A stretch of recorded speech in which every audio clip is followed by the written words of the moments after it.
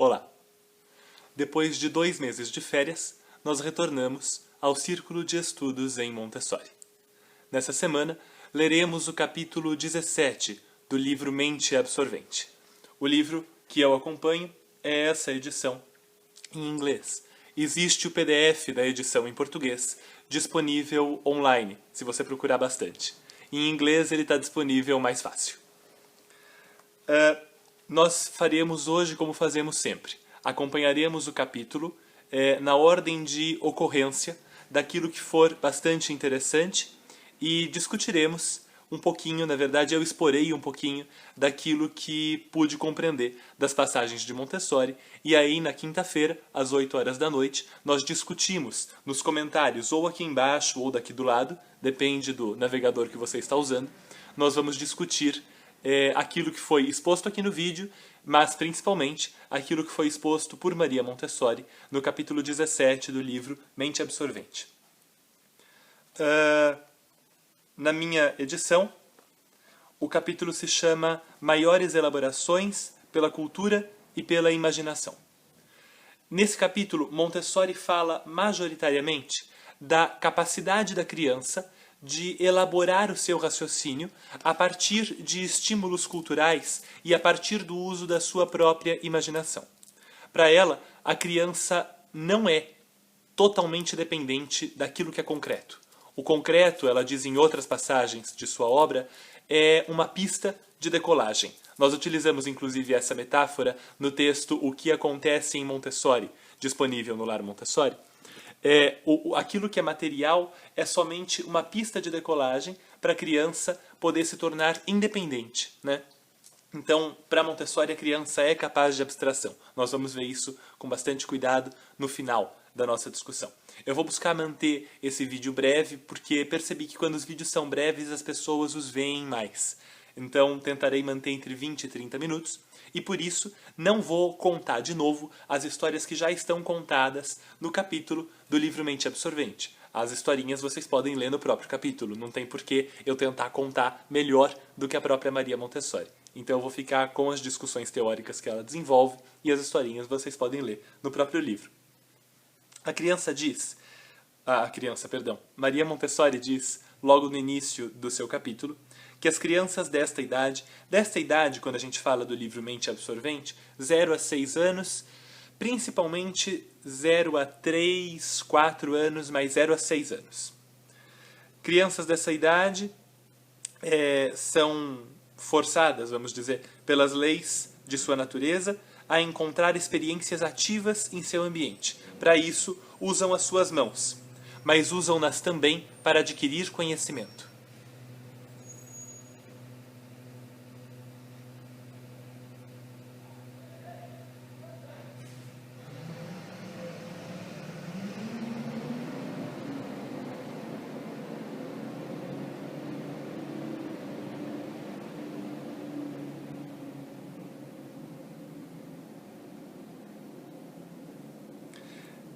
Usam-nas também para adquirir conhecimento. O que Montessori quer dizer com isso? A criança não está no ambiente à deriva.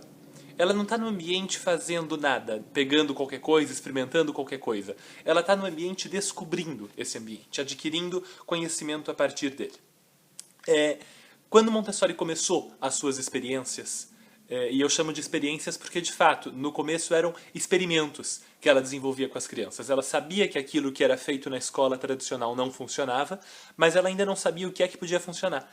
Então, ela começou a fazer experimentos, a levar objetos para essa sala de aula, levar materiais para a sala de aula e observar a reação das crianças ao utilizar esses objetos e esses materiais. E ela conta que quando começou a levar essas coisas, quando as crianças se encontravam em condições da vida real, com implementos ao seu redor para o seu próprio uso de um tamanho proporcional ao seu, e aí começa a parte interessante, atividades inesperadas começaram a despertar neles. E aí ela descreve um pouquinho a surpresa dela diante dessas atividades das crianças, diante do comportamento das crianças, quando havia um ambiente adequado para o seu desenvolvimento. E ela diz algo que é espetacular. foi a observação dessas atividades e a tentativa de fazer com que as crianças se sentissem daquela forma de novo e agissem sempre daquela maneira, que fez com que nascesse aquilo que hoje nós chamamos de método Montessori. O livro Mente Absorvente foi escrito no final da vida da Maria Montessori e ela faz uma retrospectiva daquilo que aconteceu durante todo o seu trabalho e nos conta então que foi assim que nasceu o método. Quando ela observa as atividades das crianças e o comportamento das crianças em um ambiente, no começo, minimamente preparado para elas, ela tenta então fazer com que aquele ambiente provoque sempre esse estado emocional positivo e um nascimento de atividades espontâneas o tempo todo. E aí, a partir disso, nasce o método Montessori.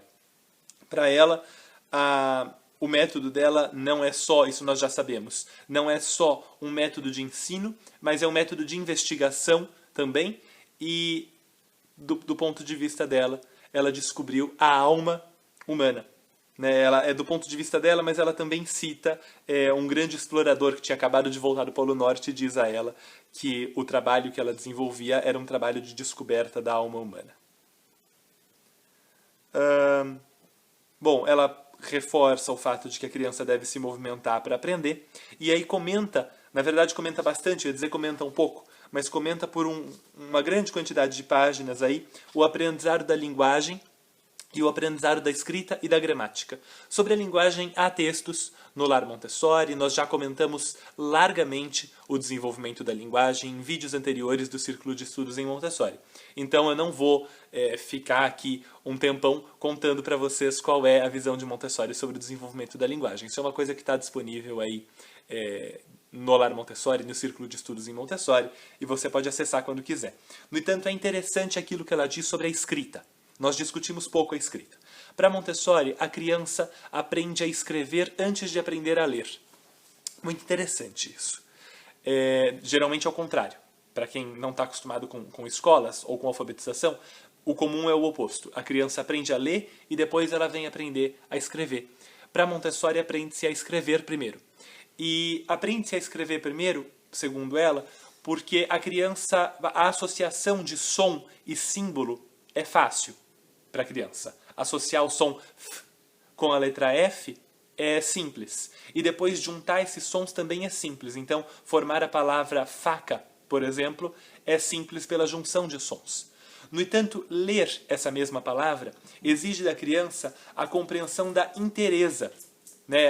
Exige que a criança consiga perceber que aquela palavra é toda uma coisa só e que ela toda junta, todas aquelas letras juntas, tem um só significado. Escrever, por sua vez, juntando as letras móveis, o alfabeto móvel de Maria Montessori, é fácil, porque exige só o conhecimento do som de cada letra. Então, ela nos diz que o motivo, né, pelo qual em Montessori se aprende a escrever muito cedo, aprende-se a escrever, digamos, com 3 anos, 4 anos. É claro que pode se aprender com 5, 6, não tem grandes problemas. Mas o que ela diz é que entre 3 anos e 4 anos e meio, né, está o período sensível para o desenvolvimento da escrita.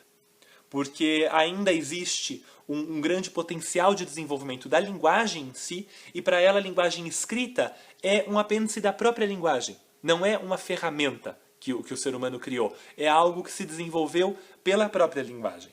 Então, nós ajudaríamos mais a criança se proporcionássemos para ela a possibilidade de desenvolver a sua escrita naquele momento em que ela está mais sensível às letras, mais sensível às palavras escritas, mais sensível à vontade de aprender a escrever e ler.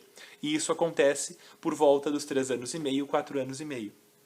Então, nós ensinamos a criança, mas não ensinamos como se ensina na escola tradicional. Então, por exemplo, entregando um caderno de caligrafia para cada criança e mostrando, assim traçamos a letra A, assim traçamos a letra B, assim traçamos a letra C. Não é assim. Ensinamos com preparação indireta. E a Montessori, nesse capítulo, diz que este é o grande segredo, a junção dos períodos sensíveis com a preparação indireta. Períodos sensíveis são momentos da vida da criança em que ela está mais propensa a determinados aprendizados, e preparação indireta é uma forma de realmente se preparar a criança de forma indireta para algum aprendizado. Então, em vez de entregarmos para a criança um lápis e mandarmos que ela escreva, Nós entregamos para a criança um lápis e ensinamos a traçar o contorno de uma forma geométrica com um molde de metal. E aí nós vamos refinando esse movimento. Então ela traça linhas dentro dessa forma, depois ela preenche essa forma pintando, e assim por diante. Paralelamente a isso, nós ensinamos os sons das letras com o alfabeto móvel. Ainda um outro estímulo indireto. Todas as atividades na sala montessoriana são feitas da esquerda para a direita e de cima para baixo, de forma que quando a criança olha para uma folha escrita, ela trabalha já da esquerda para a direita e de cima para baixo naturalmente. Vários dos materiais montessorianos têm pegadores pequenos que exigem esse movimento com os 3 dedos para que a gente possa pegar, né? E alguns são mais pesados, outros são mais leves. Então, quando a criança chega lá no lápis, primeiro nós já sabemos se ela é destra ou canhota. E isso ajuda bastante. Segundo, ela mesma já sabe com que mão trabalha melhor e ela já sabe a pressão que o papel precisa receber do lápis para que alguma coisa saia impressa ali. Ela já sabe segurar aquele lápis corretamente. Então, todo o preparo motor já está feito. Por sua vez, o preparo vamos dizer, alfabético, né, também já foi feito de forma paralela, não junto com o motor, agregando dificuldades, mas de forma separada, para que a criança trabalhe uma dificuldade de cada vez. Para quem não está familiarizado com os materiais montessorianos, procurem no Google as características dos materiais montessorianos e vocês verão que uma delas é o isolamento da dificuldade. A gente separa uma dificuldade de cada vez para que a criança aprenda mais fácil. Aí, quando chega a hora de escrever, tá fácil, porque ela já tem as letras e os sons das letras, já escreveu algumas palavras com o alfabeto móvel, já sabe usar o lápis com facilidade, para traçar as letras não custa nada. E aí, Montessori ainda expande para falar do ensino de gramática aos 4 anos de idade. Quer dizer, as crianças já estariam tão bem na sua escrita e até na sua leitura que poderiam aprender os princípios da gramática. É bastante interessante a ideia dela. Bastante interessante mesmo. Ela continua. A expansão sobre linguagem é grande nesse capítulo, né? Por isso que ela diz maiores elaborações, porque ela realmente vai se aprofundar naquilo que já disse antes. Ela diz que durante os primeiros 4, 5 anos, a criança tem uma grande sensibilidade ao vocabulário, gosta de aprender palavras. Então nós devemos aproveitar essa idade da criança para lhe ensinar palavras. Não devemos achar que porque ela é pequena, ela não consegue aprender palavras, digamos, de qualidade. Né? Nós podemos ensinar para ela as palavras mais difíceis. Montessori começou com palavras simples, as crianças foram pedindo mais palavras, e então ela começou a trazer o vocabulário científico, que era aquele ao qual ela era mais afeita. Montessori era um cientista, então ela tinha um vocabulário científico amplo e trouxe isso para a sala de aula, reparando que as crianças aprendiam com prazer.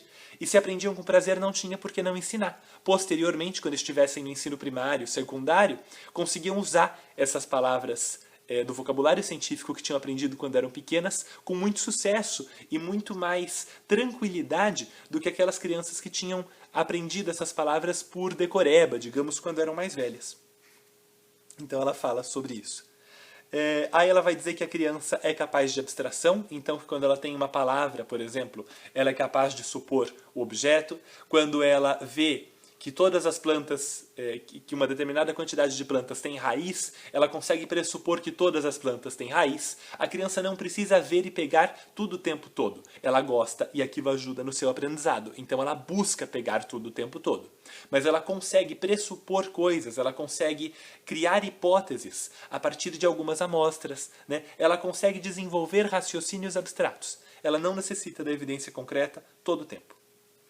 E aí a Montessori vai dar uma das frases talvez mais famosas de toda a sua obra. Geralmente esquecemos que a imaginação é uma força para a descoberta da verdade. Isso é bastante interessante e nos serve quando nós discutimos imaginação e fantasia.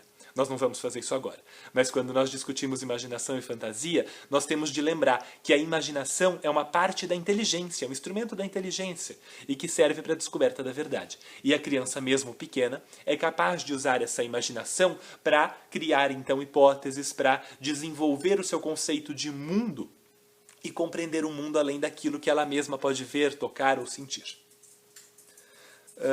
ela conta diversas histórias que ilustram isso muito bem, e é claro que eu aconselho que vocês leiam essas histórias. Fica tudo muito mais legal quando as histórias são lidas do que quando eu dou só a teoria. Mas nós já estamos em 15 minutos, então eu vou pular, vou continuar com a teoria, e se der tempo eu volto e conto alguma historinha para vocês.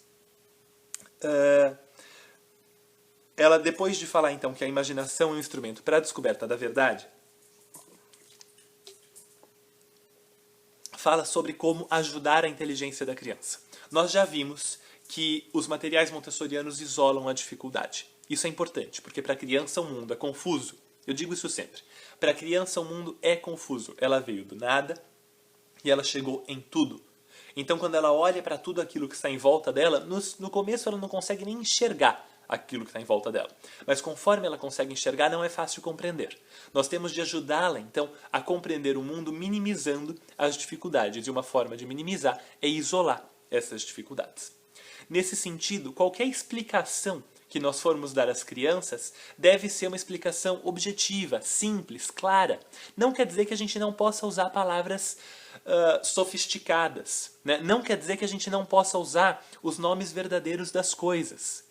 Mas nós temos de explicar de uma forma que a criança possa compreender, para começo de conversa, e segundo, de maneira clara, de maneira objetiva, sem criar grandes histórias para cada explicação.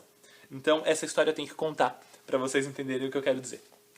Ela diz: uma criança pequena uma vez perguntou ao seu pai por que as folhas são verdes. Pensando ou encontrando nisso um sinal de grande inteligência, o pai deu a essa criança uma longa fala, um longo discurso sobre a clorofila e como a clorofila utiliza os raios do sol. Mas depois escutou a criança sussurrando para si mesma: tudo o que eu queria era saber por que as folhas eram verdes, não todas essas coisas sobre a clorofila e o sol. Então, quando nós vamos explicar para a criança por que as folhas são verdes, nós podemos explicar de forma muito breve. A planta tem uma substância assim, assim, assim, e funciona de forma tal. Nós não precisamos desenvolver toda a explicação teórica que nós daríamos para um adulto, digamos, interessado em botânica, que gostaria de compreender por que as plantas são verdes. A explicação para a criança é objetiva. Você tem que responder por que elas são verdes. Não como elas são verdes, não quando elas ficam verdes, não a velocidade, os nomes. Ela está perguntando por quê? Então você responde por quê. Isso é muito importante. Nós geralmente nos perdemos no como. E o contrário também acontece. Quando perguntam como, a gente muitas vezes se perde no porquê. Nós temos de estar atentos à pergunta da criança. Isso é muito sério. Estar atento àquilo que a criança deseja aprender e então ensinar. A Montessori diz que o professor precisa de treino, né? E ela zomba um pouco da gente. Ela diz: por sorte a criança aprende mais pelo seu ambiente do que por nós.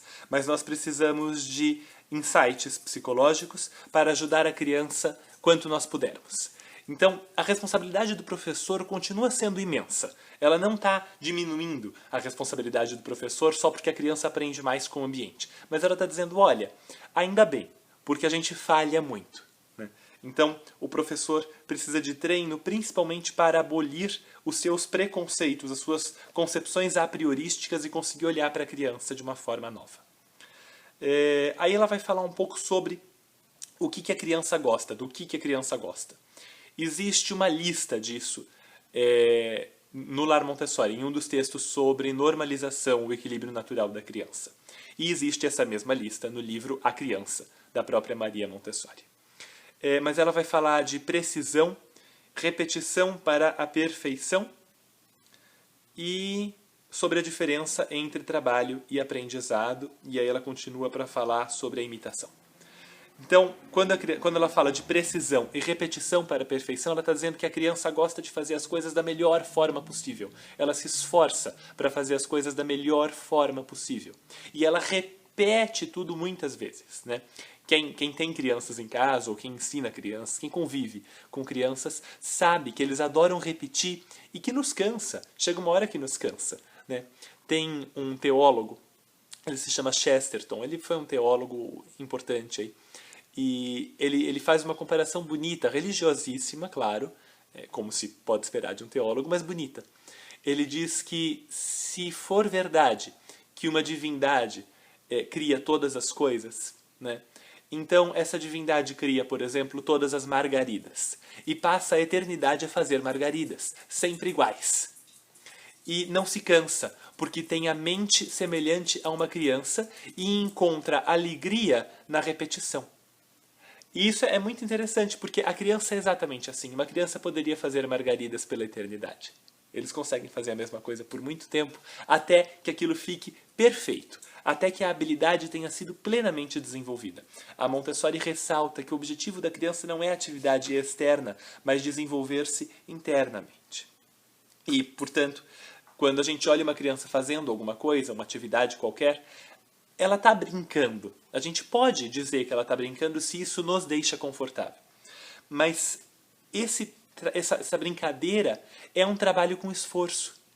Essa brincadeira é algo que vai levá-la além daquilo que ela já é.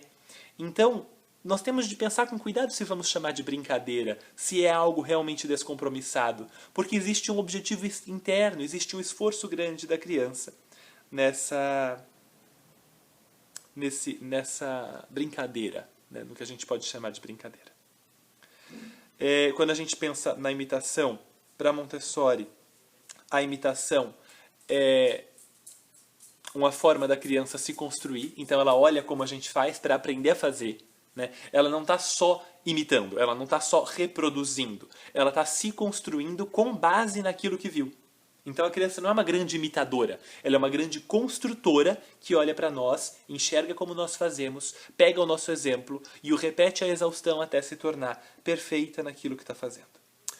O passo seguinte, importante, no capítulo 17 da mente absorvente, é a mente matemática. A Montessori vai nos dizer que só a imaginação, só a abstração não são suficientes. É necessário que antes a criança consiga examinar. Né? Nós já dissemos isso antes. Ela olha e absorve, então processa e daí reproduz.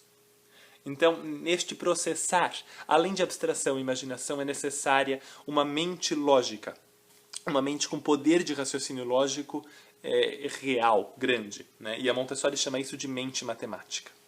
Ordem e precisão, descobrimos, ela dizendo, foram as chaves para o trabalho espontâneo na escola.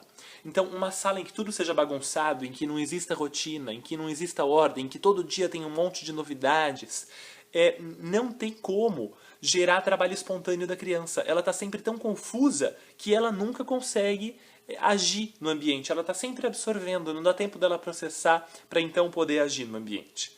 Então, essa mente matemática da criança é importante para processar aquilo que ela absorve. E para isso o ambiente também precisa ser pensado de acordo com essa mente. Precisa obedecer aos regulamentos, às leis universais dessa mente da criança.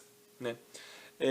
E aí ela estende essa mente matemática até as últimas consequências e leva até a moral e aos costumes. E ela vai dizer, quando então a criança absorve costumes, a moral, ela diz a religião de um povo, o que é que essa criança absorve? E aí continua. Por analogia com aquilo que acontece na linguagem, a criança cria um padrão. Quer dizer, ela aceita uma estabilidade e uma precisão derivada das abstrações e ordenada de acordo com a mente matemática. Então, para compreender a ética, a moral de algum lugar, as regras, vamos dizer, para nós sermos aí, pensarmos no nosso dia a dia, a disciplina, as regras da casa. Né? Quando é que a criança aprende isso? Ela consegue desenvolver a competência de agir segundo aquelas regras, aquela moral, quando existe um padrão regular e repetido que pode ser absorvido, processado de forma lógica. Nós temos regras que não são lógicas, mas aquelas que a criança tem que obedecer tem que ter alguma lógica, alguma ligação, digamos, ou alguma regularidade que a criança possa processar, absorver e então passar a desempenhar no mundo. Ela aprende por analogia e ela aprende por construção de padrões mentais. E aí a Montessori diz em uma frase, isso eu acho que uma frase poderosa, a necessidade da criança para a ordem é um dos incentivos mais poderosos para que ele domine sua vida inicial, vamos dizer assim. Para que os primeiros anos da criança, a vida dos primeiros anos, possam ser dominados pela criança, para que ela seja capaz de viver de forma autônoma durante os seus primeiros anos, a necessidade de ordem é a primeira que ela tem aí, né? Depois das necessidades físicas todas, a ordem é a mais premente, porque por meio da ordem ela consegue compreender o seu ambiente, compreender as regras do ambiente, compreender a si mesma e então agir com regularidade dentro das regras desse ambiente. Por isso que a ordem no espaço, a ordem no tempo, na rotina, em tudo, é tão importante para a criança pequena. Eu acho que nós podemos finalizar com isso, né? A criança abstrai do ambiente, ela observa e abstrai do ambiente, aí ela cria um padrão, aí ela compreende, aí ela cria e por fim ela reproduz. Essa é a nossa criança, né? Uma criança que olha e absorve, abstrai, cria padrões, compreende, constrói e aí reproduz. Essa é a criança que nós temos para educar e é nas necessidades dessa criança que a gente tem que pensar. Então, assim nós finalizamos o capítulo, deu um pouquinho mais de meia hora, cortei aí o que deu para cortar, deixei permanecer aquilo que era só essencial e a gente se encontra quinta-feira às 8 horas da noite para discutir o capítulo 17 do livro Mente Absorvente. Até lá!